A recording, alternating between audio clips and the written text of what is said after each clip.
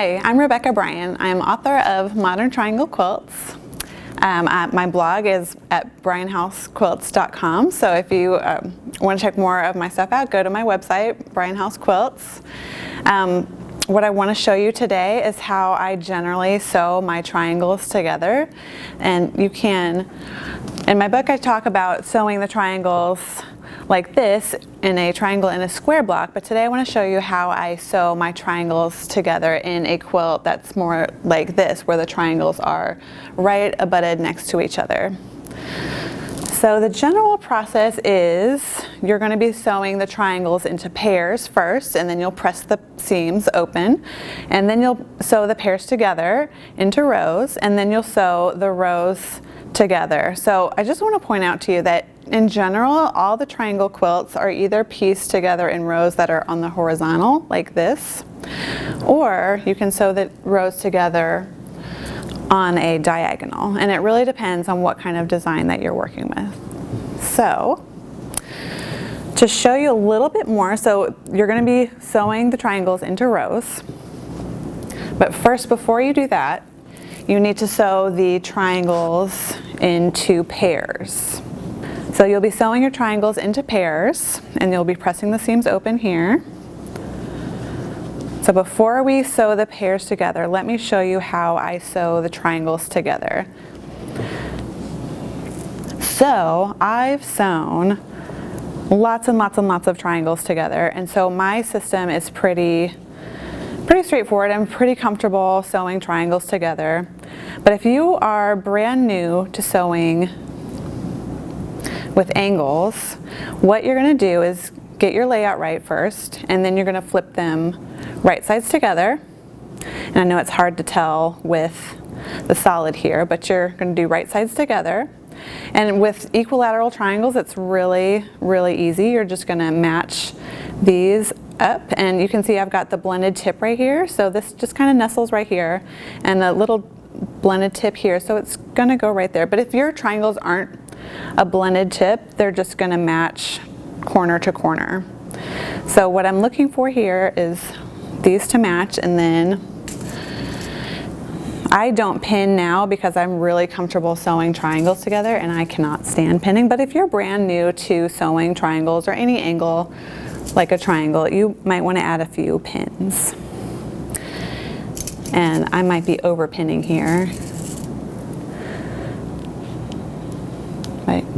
So pin it, and then you're going to sew your 1/4 inch seam here, and then you're going to take your pair and you're going to press the seam open. And with triangle quilts like this, I like to press my seams open just because I feel like it decreases the bulk when the triangles come together in the rows, and I'll show you what I mean in a little bit. So once you've sewn your rows, your laid out rows into pairs, the next thing you're going to do is sew the pairs together. And the process is similar, right sides together. And I'm going to rotate this so I can see it better. I'm looking for about 1/4 inch to hang over on this dog ear. So this is called a dog ear right here.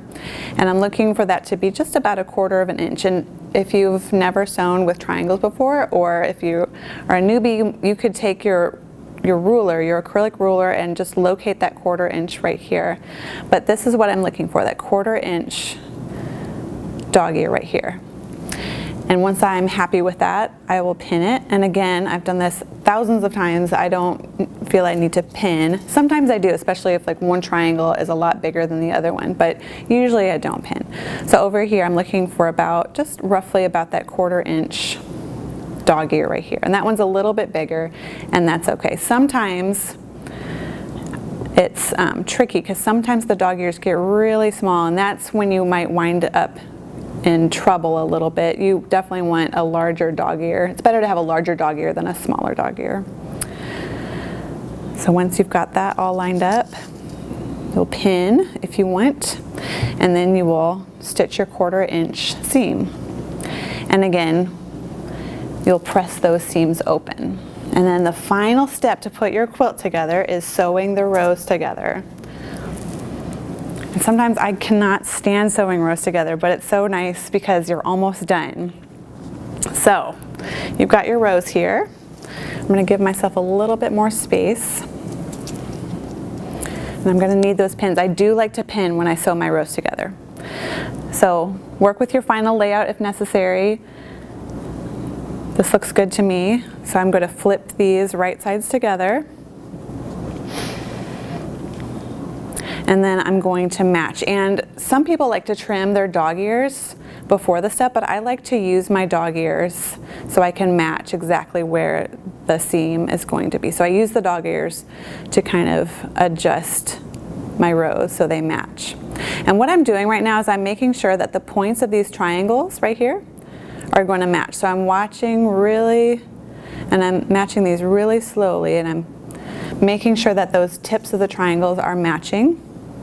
I would continue doing that for the rest of my points along my row. Sometimes you're going to have more fabric here than you might on the bottom. So if you need to, you might want to add a pin here. And depending on how much fabric difference you have, you might have to add quite a few pins to ease the bulk of the fabric into that seam. Okay, I want to show you one more trick. This is a really cool trick, especially if you have a lot of points coming together. Not necessarily in a triangle block, but if you've got a lot of seams, like 6 seams coming in, this is a really cool trick. So what I'm doing is I'm putting a pin through where the seam and the 2 seams come together. And I can see on the other side, that's exactly where the point is. What I'm going to do is I'm going to insert the pin into the point of that triangle, and I'm going to bring the fabrics real close together, and the pin is matching the points for me. And then what I would do is I would put another pin in, and then that's another way to match the points. And then I would add another pin on either end.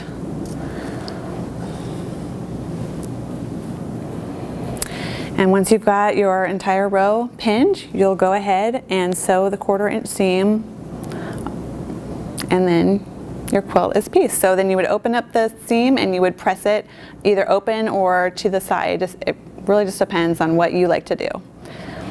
Okay, so that is how the general process works in putting triangles together. You're going to first sew the triangles into pairs and then press the seams open. Then you'll sew the pairs into rows and press the seams open, and then the rows together. All right, if you need more tips and tricks, feel free to visit my blog, bryanhousequilts.com. Thanks so much.